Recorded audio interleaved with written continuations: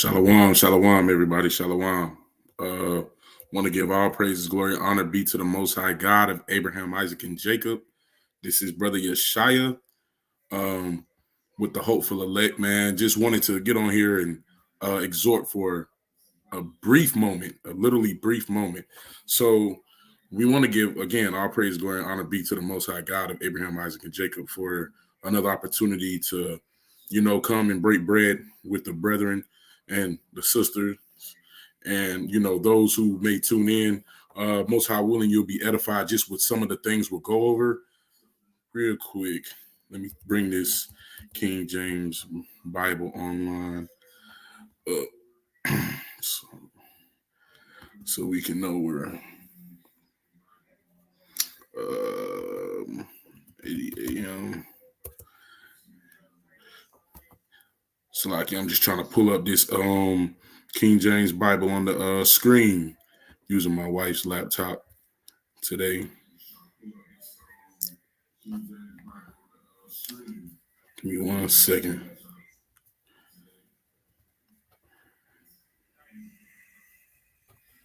Give me 1 second. Oh, present. I'm tripping. I'm sitting up here trying to remember how to share the screen. Present.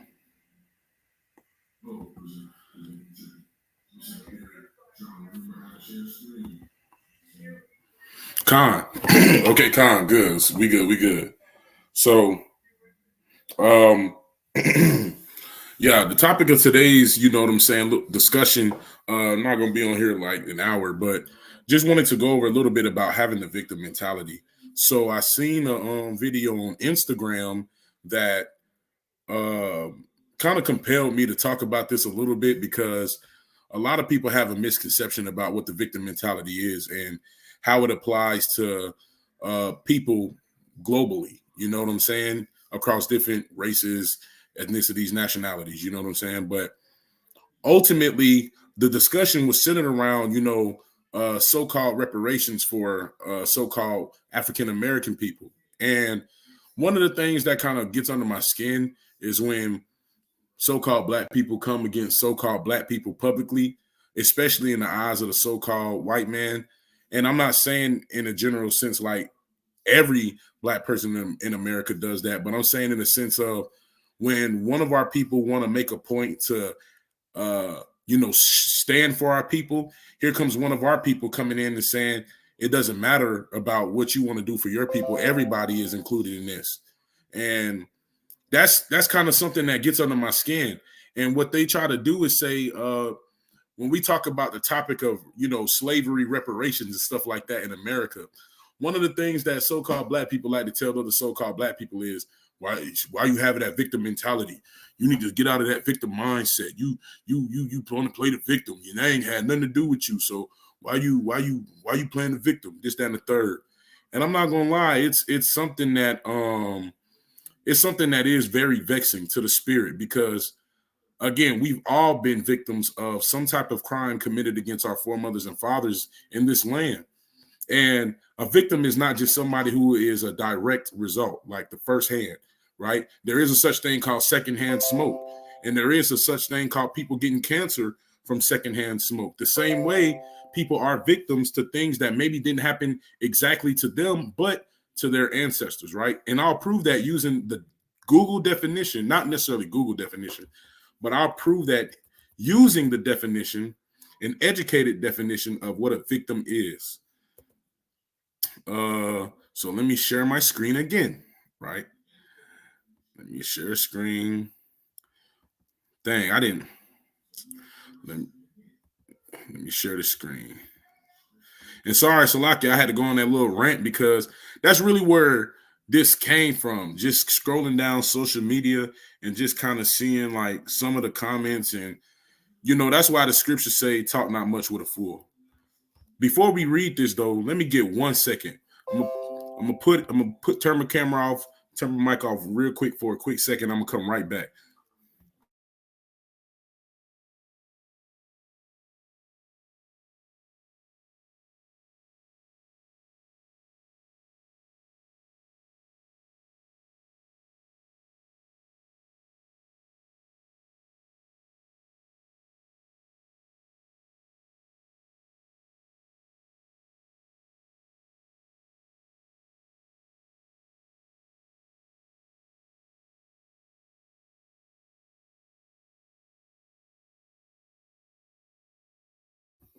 All right, so lock. So yo, we good, we good.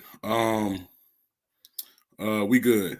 I just wanted to be able to uh I just wanted to be able to go turn the living room TV off because it was loud. Now I'm trying to keep hold on now Satan trying to come in, man. See, I'm trying to keep from this laptop trying to restart in the process of my this live stream that we got going. I couldn't use, but the brother donated me a laptop, but I wasn't couldn't share my screen, so tried to use this one. Now this one talking about is trying to update.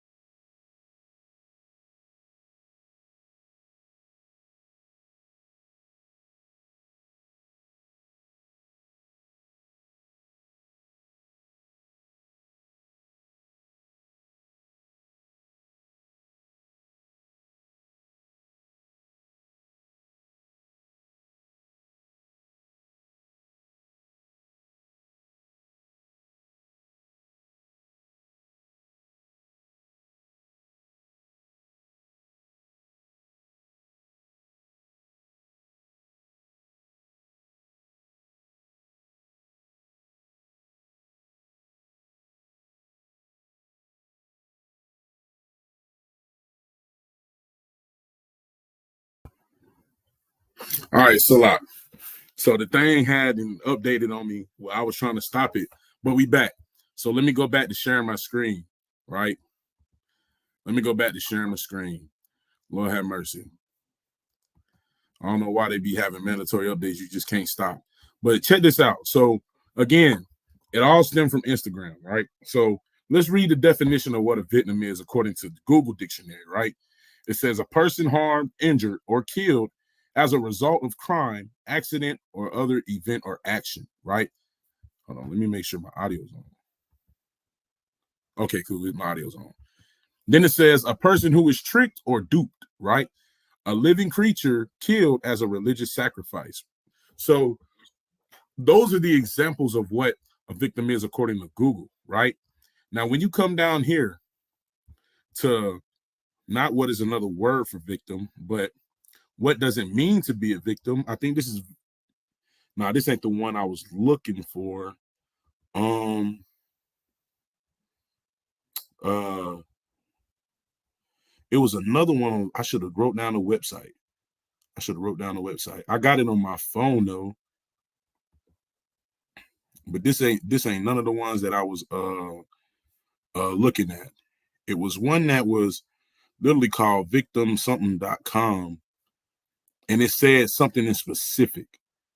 Let me see if this one is it. Nah, this one isn't it either. Let me pull it up on my phone because I had it on my phone too. When it was going into explaining, the definition of what a victim is. Let me see.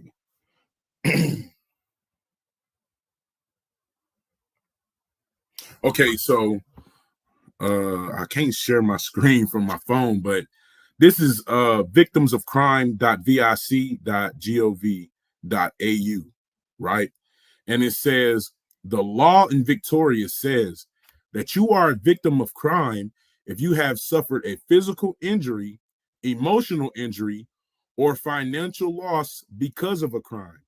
Now, let's keep reading. It says people who witness a crime and family members of an injured person can also be considered as victims of the crime because they can also suffer emotional distress, right?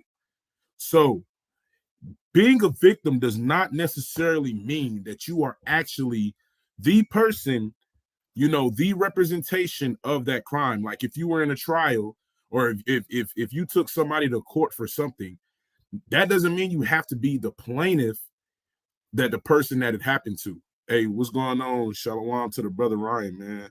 Brother Welded. But it doesn't necessarily mean that you have to be the person that it happened to.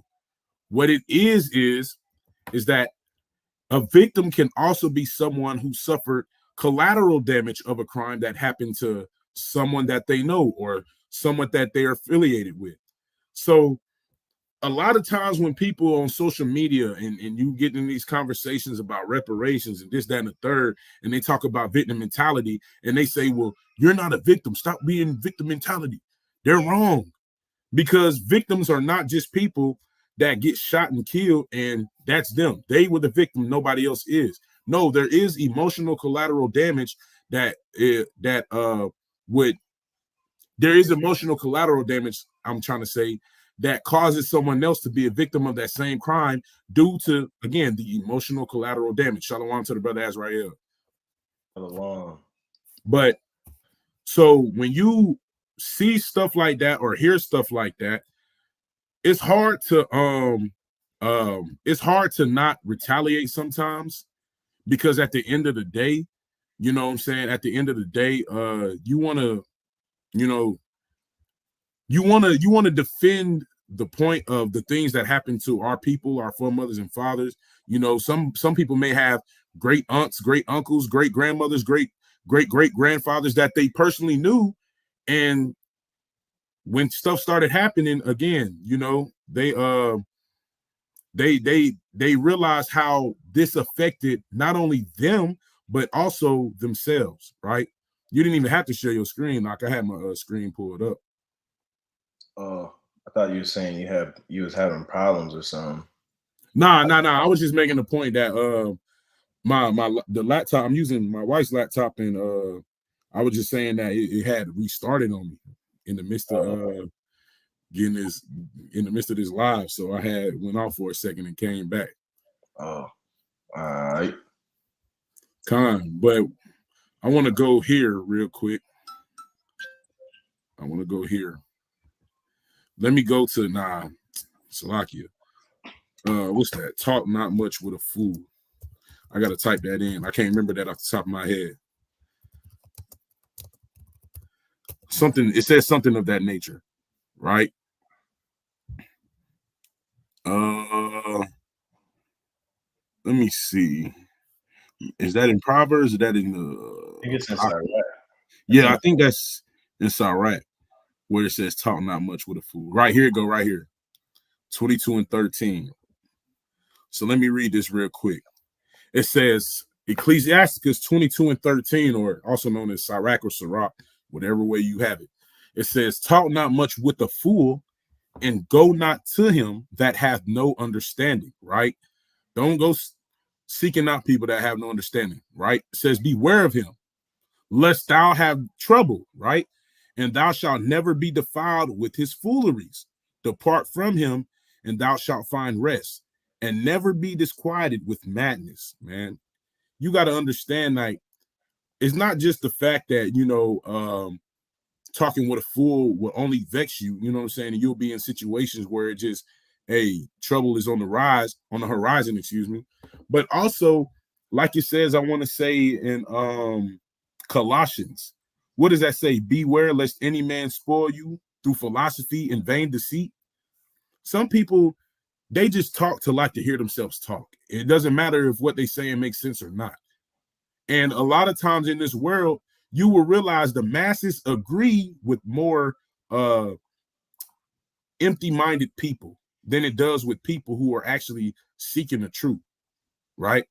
And I'm not saying like in the general sense that somebody who's not in the law, statutes, and commandments doesn't know anything at all. No, not necessarily saying that. We know that they don't have the true knowledge, but at the same time, according to the world, they might know a lot according to the world.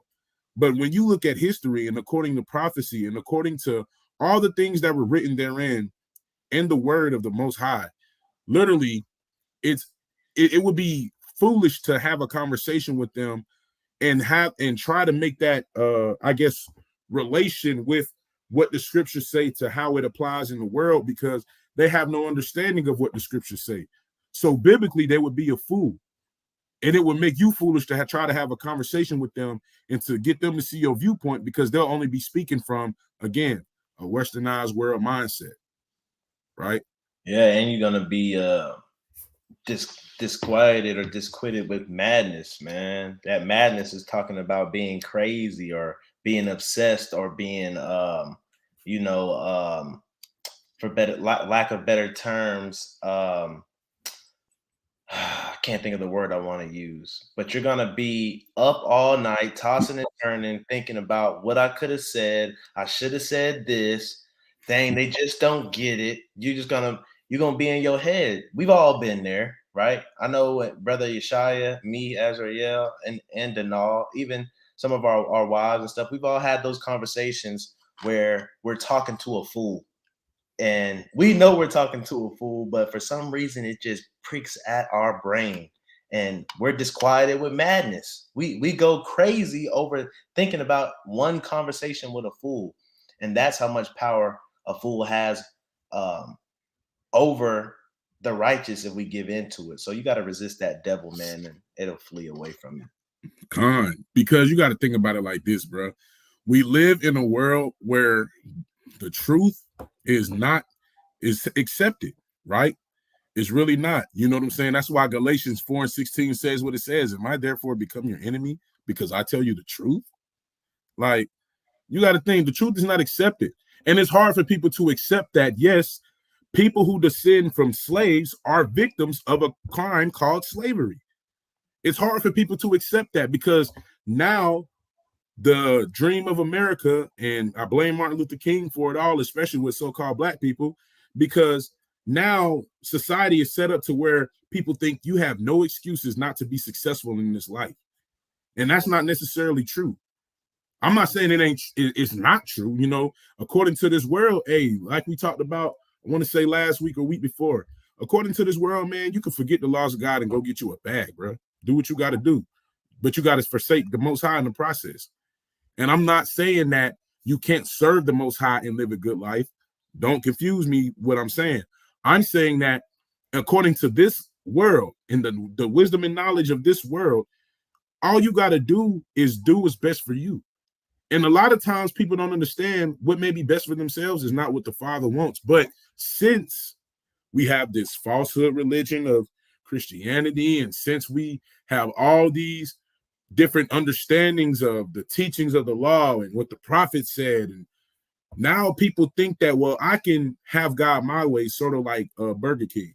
How they say Burger King thing is like have it your way, right? So now we think we can have it our way, serve God when we want, pray to God when we want, only obey him when we want, but yet the Most High got to show up for me each and every day. You know what I'm saying? Like, that's the problem. And that's a problem that, again, you would be foolish to try to argue your way out of, especially on social media with people who are like-minded in ignorance, right? Because it would be a pointless conversation to argue with somebody who doesn't even understand the simplest things. So that's why I wanted to go to the book of Sirach, chapter 22 and 13, to show that when you see conversations like that, stay away from it. You know, we know what the truth is.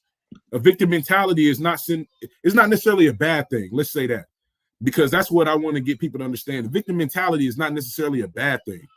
It's not. You're not wrong for saying that, hey, my people suffered rape, robbery, and murder by a certain people group in this land.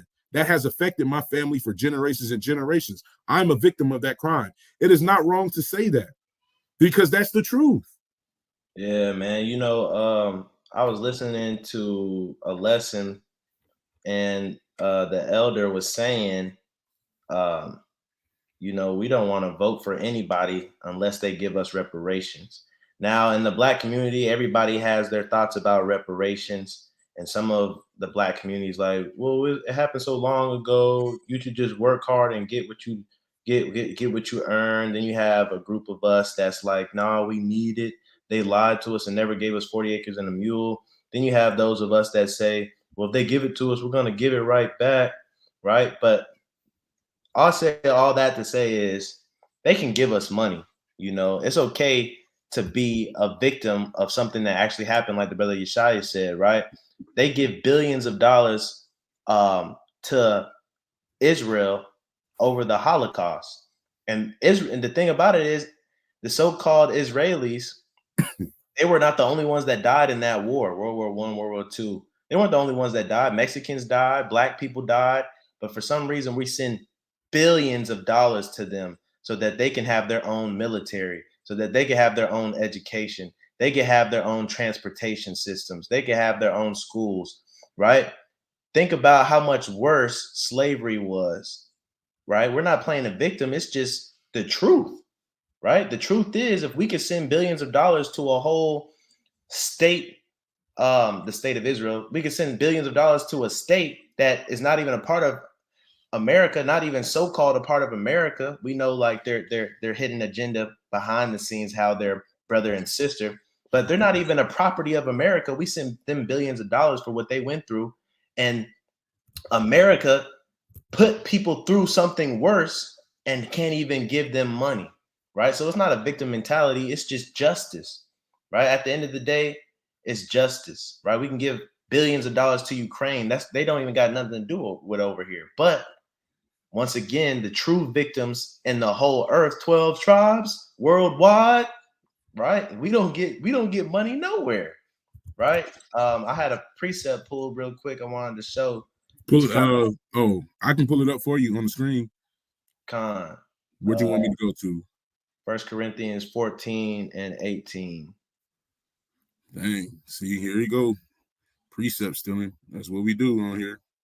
Like, if you had it, you don't gotta pull it. No, I'm just messing with you. Yeah, man. So like the brother Yeshua was saying, man. Wait. 16.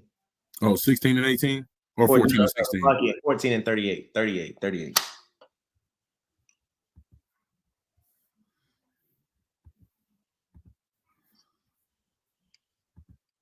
Con. 1 Corinthians chapter 14 and verse 38. And it says, but if any man be ignorant, let him be ignorant. Right? So like the brother Yeshua say, what is the definition of that word ignorant, man? Now, a lot of people might take the word ignorant and think, that's an insult, or you call me out my name. Now, ignorant is an actual word, man. Sometimes if you call somebody a nigga, you know what I'm saying? They say that word nigga means ignorant, right? It says lacking knowledge or awareness in general. So reflecting on that and reading the precept, if any man be ignorant, let them be ignorant, right? A lot of times you may know more information than the person you're talking to, right? And if they just don't get it, they don't get it. Like the brother on the side said, the brother says, I was literally just having a conversation today and was going back and forth with someone who can't accept the truth. If they can't accept the truth, one, the Most High didn't open their eyes to see the truth. And two, they're a fool, right? If you can't accept the truth, you're a fool. That means you want to believe a lie. Then the brother also said about something small as telling them about the curses, and now it's automatically witchcraft, right? So who you're talking to is ignorant, right? They're ignorant, and the scriptures say, what? If any man be ignorant, let him be ignorant. Any man or woman. So if they're lacking knowledge about the Bible, it's nothing you can do about it, but put it in their face. And if they take it, they take it. If they don't, they don't. It's nothing for you to stress about, right? Nothing to get in an argument about. It says lacking in knowledge or awareness in general. A lot of our people are not aware that we're the people of the book. A lot of our people are fools and don't want to believe it. So like the brother Yeshua's precept earlier, don't talk much with a fool. Con. Hey, look, you got to think. It's really hard sometimes to resist yourself to want to say stuff like and comment on, what people say and how they feel, because we live in a world. I mean, let's be real. Everybody is entitled to their own opinion, right? But just because you have an opinion doesn't make your opinion the 100% fact true, right? And that's what I think people have to understand, is that we live in an emotional society nowadays. So it's going to definitely be harder to reach people, because now you got social media, I swear, man, like certain religions and certain ideologies are just like being pushed so hard. And it's almost like it's like that to keep people from truly finding out the truth, right? I'm gonna just say it like that. Because ain't no way in the world, like, for instance, like the brother said, ain't no way in the world, man, you read somebody the Bible and you tell them about, the curses and how they affect people. And then all of a sudden it just turns into a whole argument. You know what I'm saying? It's no way. People shouldn't have a problem with the Bible being read to them, but people do. And that's because we've been brainwashed and we've been made to believe that the only way you can receive the truth is by going to church on Sunday and being lectured to, not by reading on your own. This is why people have a hard time accepting the truth as well, accepting the fact that there is a such thing as victim mentality, and it does apply to a certain people group. And there's nothing wrong with people nowadays who live in America with all the accesses and resources in the world. There's nothing wrong with people saying that they are victims of that. This is why, because you got to think people don't respect certain people. It's a respect of persons thing, right? I don't respect certain people. So what I'm saying by that is, it's like this. It would be hard for my friends who I went to high school with, elementary school with, middle school with. It'll be hard for them to take me serious when I'm reading the scriptures to them and trying to break things down to them than it would be for a pastor that they grew up their whole life knowing that that was their pastor. Because there's a certain way I used to live before I started following the law, statutes, and commandments of the Lord. There's a certain type of conversation that I used to be in before I started following the law, statutes, and commandments of the Lord. So it'll be hard for them to take me seriously because they look at it as in, you were just doing what I was doing years ago. You telling me you changed? You ain't better than me. And that's how they see it, And that's why it's hard for people to accept the truth, because when you try to enlighten them about changes that we need to make as a people, changes that you need to make as a person, they're starting to think like you talking down on them, like, hey, you stupid. You need to, like the brother said, you can just call somebody ignorant and they'll take it as an insult, not knowing it just simply means just uneducated. It ain't necessary. Go ahead. You was going to say something. Yeah, I was gonna say, we see it all the time on the street. We ask our people, hey, would you say that our people are cursed? Would you say that we're under generational curses? And our people don't want to play victim so bad to where they'll say, no, we're not cursed, we're blessed. And we're like, really? When you look at the state of our people as a whole and where we are in society and the things that we're doing and get promoted doing, you think that we're blessed? Then, yeah, we got a lot going for ourselves, blah, blah. No, brother, we are at the bottom. No, sister, we are at the bottom. I know how you know what I'm saying, you want to speak positivity into your life, and that's our people, that's our culture. Speak positivity, speak life, but we are indeed cursed, right? And so it's like playing victim comes in handy when matching somebody else's fire, right? Because best believe these people, if you call them outside their pronoun, they're gonna play victim. Best believe those people that's kill or unliving babies, they're gonna play victim, right? And if they're playing victim, you gotta play victim right back. You gotta say, hey, well, I feel like they're making me feel bad for being a straight man. I feel like they're making me feel bad for being pro-life, right? Because if we don't stand up and play the victim, we're gonna get pushed over. Simple as plain, right? It is literally hate speech if we read out Leviticus 15:18, Revelation 13:9. It's hate speech. Revelation 2:9. They're gonna say it's hate speech, and we need to play the victim and say we believe this to be true, and if you don't, I feel threatened that you don't believe it's true. And the reason why people aren't taking us serious maybe is because we're not playing the victim. Maybe because we're not highlighting those things. But when you read the Bible and you read these prophets, right? Jeremiah, Isaiah, and all of them sing a new song. They're always singing about the oppression of our people. They're always singing about woe to me. And they're always talking about how bad we got it, because they know it's okay to have a victim mentality. And that if you got to have a victim mentality to get justice, they know that. They know that the Most High moves. Whenever you see somebody fasting and praying and mourning, right? The Most High moves because they're playing the victim mentality. The Most High is our Father, man. He don't want to see his kids sad. But Con. Hey, like the brother said, you go read the prophets. That's all they do is there's a whole book of Lamentations for Jeremiah lamenting for the king, for the nation, just because of what just happened, getting carried away captivity in Babylon. A whole book of him lamenting, having that victim mentality. And you got to think, bro, people don't believe in this thing called residual impact, but it is real, right? Residual impact is real. Residual impacts of slavery did not cease to exist because the people who slavery happened to did not cease to exist, right? So I want to read this real quick, and then I'll go into why with another precept.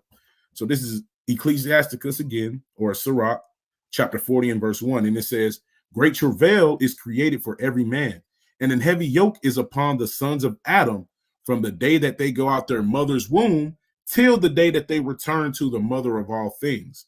Now, why is that? Why is a heavy yoke upon the sons of Adam from the time we're born until the time we die, right? Because I want to read this.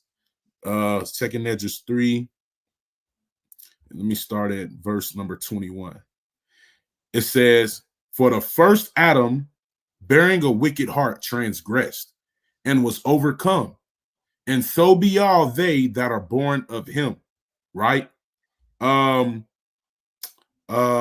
I wanted to read one. I think it was in 13 and 14 as well. But pretty much what this is saying is, being that Adam first transgressed, now we're suffering afflictions because of his transgressions, you know?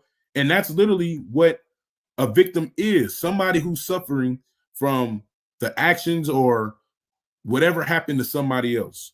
Because it's not, again, a victim is not just somebody that a crime happened to. It can also extend to family, and it can carry on from generations. And we'll show that in the book of Baruch. I wanted to find this other precept though, that said it, but it said it more. Maybe I'm in the wrong chapter. It was another precept that just says similar to what we just read in 2nd Esdras 3 and 21, but it was more clean cut. Let me see if it's in chapter 14. I don't know why my brain is passing gas right now, but yeah, and also, man, thinking about the victim mentality, we're the only people on this earth that don't play a victim mentality. Everybody else, when something bad happens to them, they press the issue until something gets resolved. Our people, we let emotion get in the way, right? Let what happened to us happen to anybody on this earth, and they are going bananas. They're going crazy. I mean, think about the so-called Caucasian race, right? Or the so-called Caucasian man, right? He gets so mad just at you looking at his woman, right? He makes it seem like you put him in slavery just because you looked at his woman, and they'll go and get everybody in their neighborhood, get in a rusted truck, and come find you at nighttime just to try to lynch you because you looked at a woman, right? But our people, we're quick to kill each other, but when it comes to these other nations that did us dirty, we holding open the door for them. We calling them ma'am and sir, right? Because we don't play no victim mentality. But like we just said, man, our forefathers played a victim mentality. It's okay. It's okay because it happened to us. And if we want the Most High to hear our cry, we have to cry. If we're not crying, if all of us just singing and saying, "Hey, forgive everybody for what they did to us, and it's okay," the Most High might think that we okay. He might think that we ain't learned our lesson yet. He wants us to cry.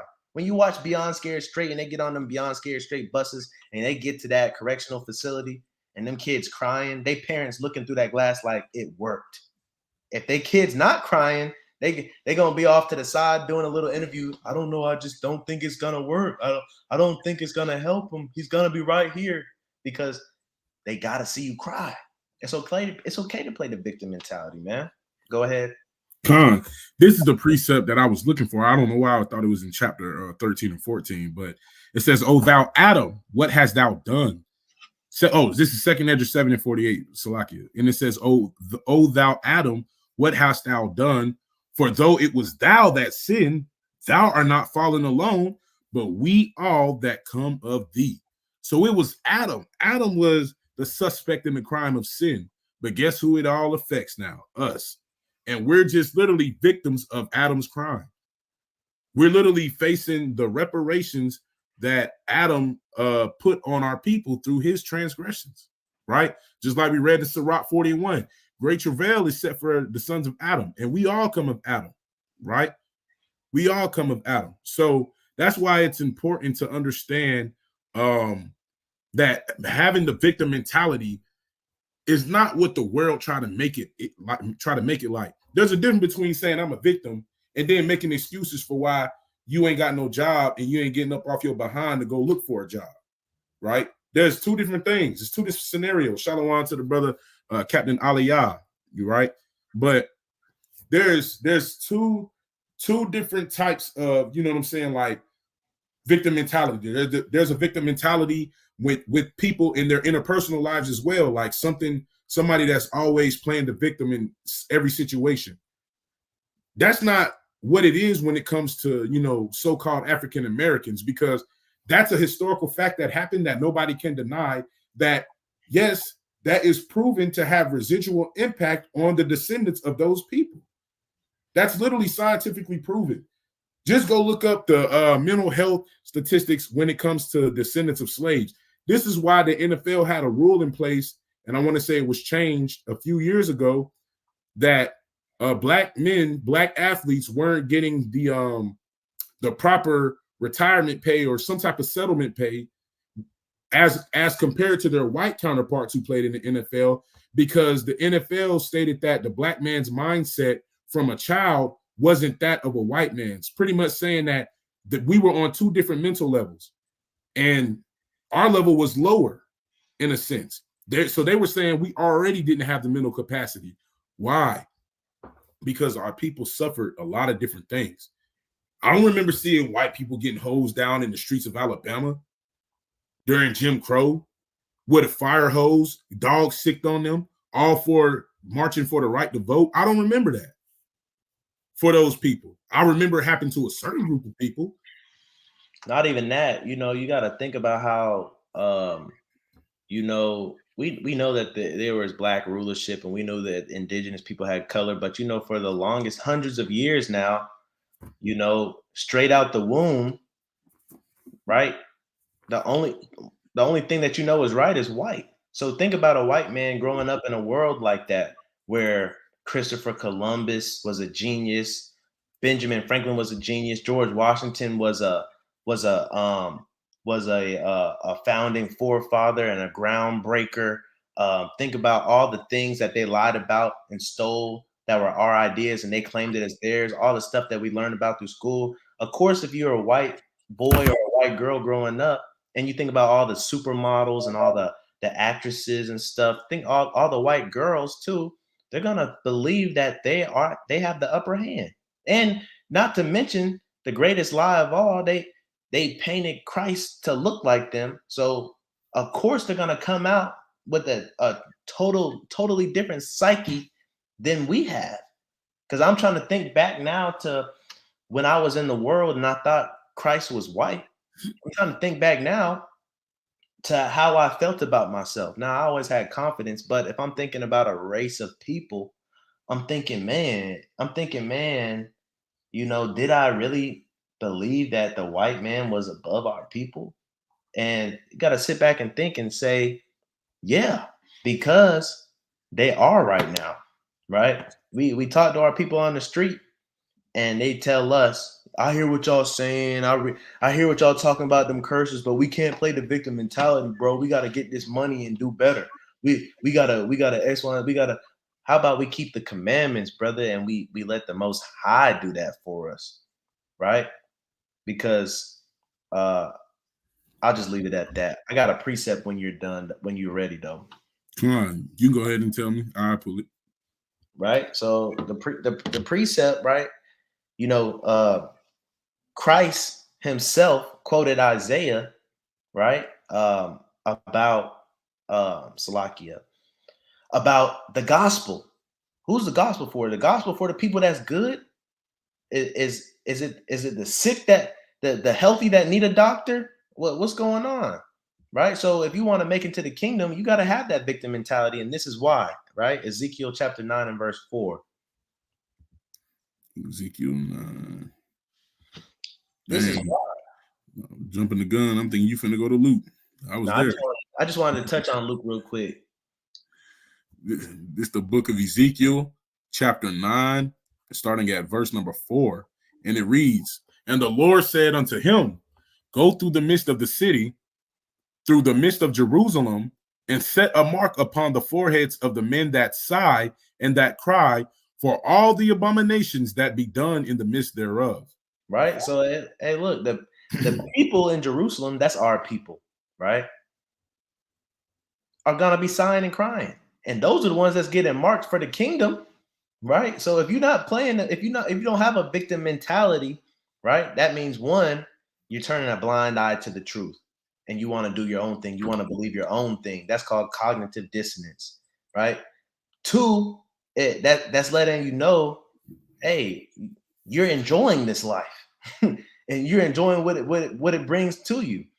And three, that's letting you know you're a fool and you're ignorant, right?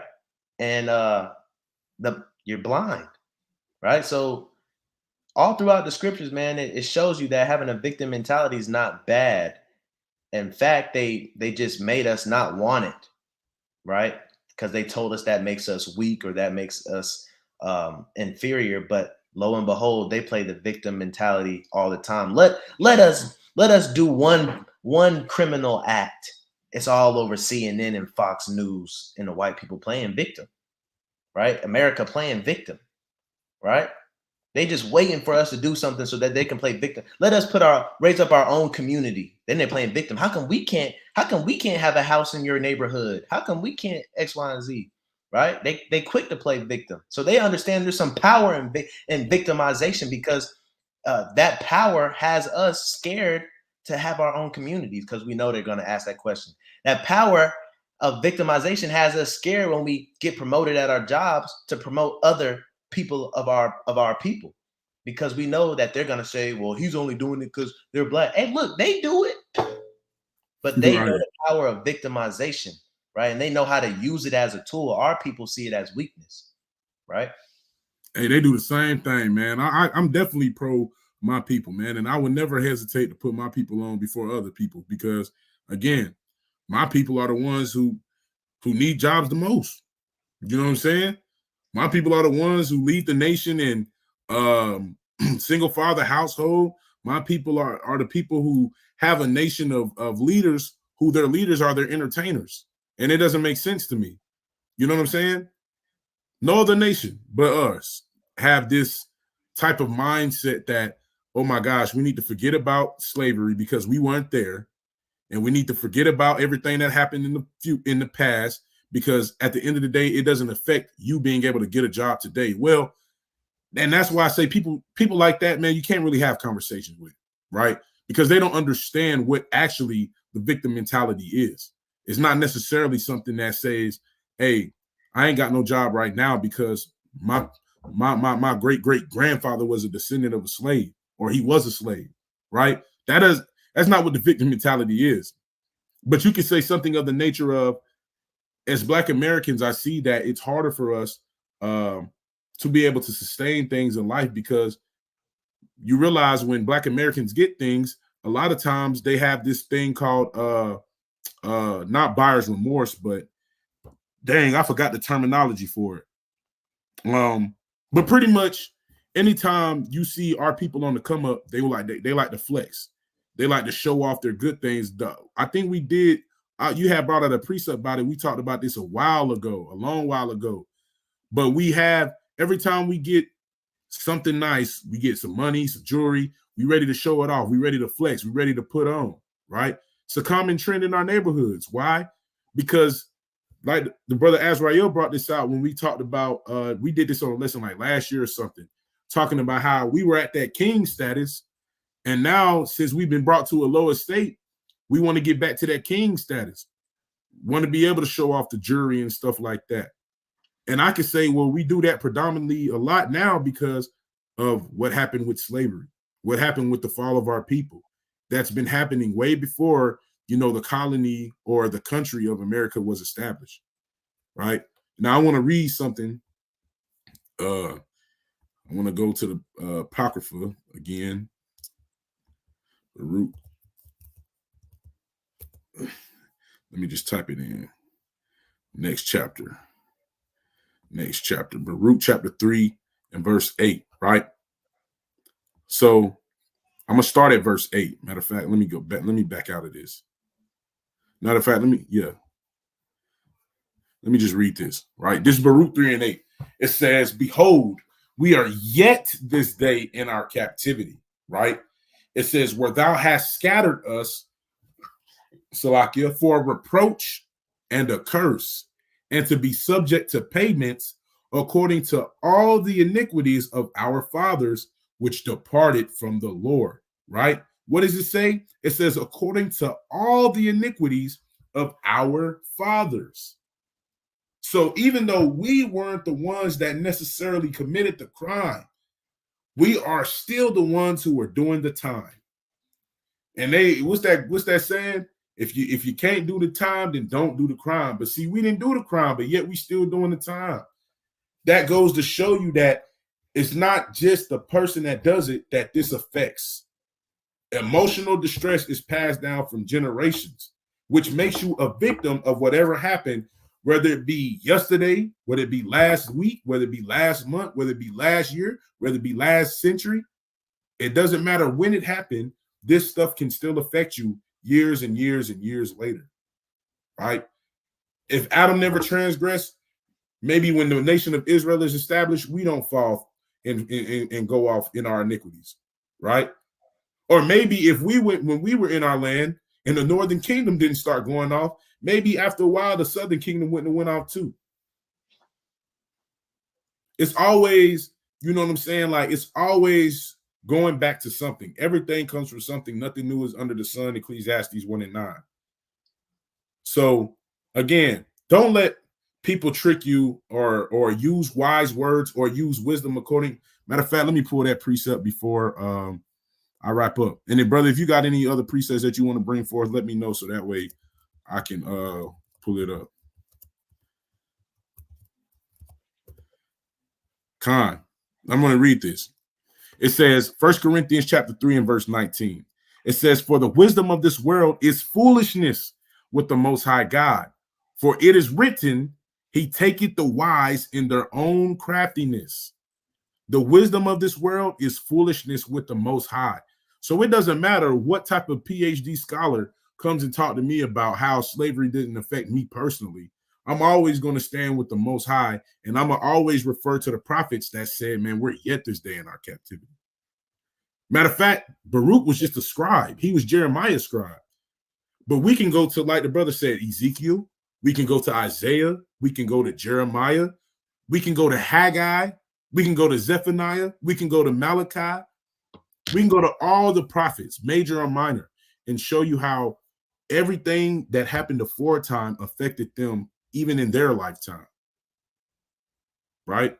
So don't let nobody tell you that victim mentality is wrong. I don't care who comes up and tries to start that conversation or tell you that you wrong for, or you lazy for saying that, oh, your people is a victim of this crime. It's the truth. And like the brother said, if people are dealing with that, if people are making those claims, they're doing what Ecclesiastes 7 and 7 says, a gift destroyeth the heart, right? And I think it mentions that in Deuteronomy 2, it says, take not a gift, for a gift doth blindeth the eyes of the wise, and it'll turn your heart away from the commandments of the Lord. And that's the problem. America has given us the access to have money and the access to have a false sense of power, right? And we take it because we feel like they're giving us opportunity to take it. Let's take it, right? Instead of thinking about what happened with our people and trying to establish some power for ourselves. It's a lot that goes into it, but I'm not going to ramble on, man. Brother, you got any precepts that you want to bring out before we skedaddle? I keep it like that. Okay. Well, Khan, man, look. So moral of the story is victim mentality is a real thing, right? It's not a bad thing. Now, don't be sitting up here saying Brother Yeshaya said that because I ain't got no job right now and I'm sitting on the couch being a bum, that I can say, well, it was because of slavery and I'm justified because mental reparations, I guess. Like, no, it's not like that. Like, if you struggling right now, maybe you don't have a job, or maybe you're going through a storm or a season. Don't be sitting up here trying to blame it on your great grandfather, picking cotton at 7 a.m. and getting whipped at the same time. Like, we understand that there needs to be a just balance. You know what I'm saying? Victim mentality doesn't give people permission to be bums. Actually, if anything, when you think about the rape, robbery, and murder of our people and how it affected them and how it affects us, it actually encourages you to go get it more. Yeah, like the Bible says, man, thou sluggard, consider the ant, right? When you knock over or you destroy an ant pile, you're going to see them ants get to working. They're not going to sit back and think, oh my God, we got to build this all over again. Oh my God, that's so much sand. That took us a month. No, man, you gotta get on it, man. You know what I'm saying? Being a victim is a tool. You use that tool, right, in your land of captivity. But that doesn't mean be lazy, man. That Right. makes you a sluggard. Right. Yeah. Don't be a sluggard. Don't use victim mentality to be a sluggard. Use it to say our people have gone through some things and it affects us till this day. And I got to do what I need to do to make sure that, I don't fall subject to the curses, because you're already under the curses with that. But I'm speaking on the curses of, going to kill your brother and take what he had. You know what I'm saying? That's what I'm talking about. But with that, man, I say Shalom, most high willing, y'all were edified. I know we normally get on here on Wednesdays, Thursdays, and Fridays, but it's always good to hop on, popcorn it every now and again. But I got something for think about it Thursday. It's a good question I'm gonna ask, and there's no right or wrong answer to it, so it should be a good little discussion. Well, like the brother said, we'll be back on here tomorrow though for what we call it, Wisdom Wednesday. So if y'all got anything, if y'all have free time tomorrow, join in with the brothers. We'll be right back on the same page, doing the same thing. Hopefully the laptop don't reset on me this time though. But Shalom.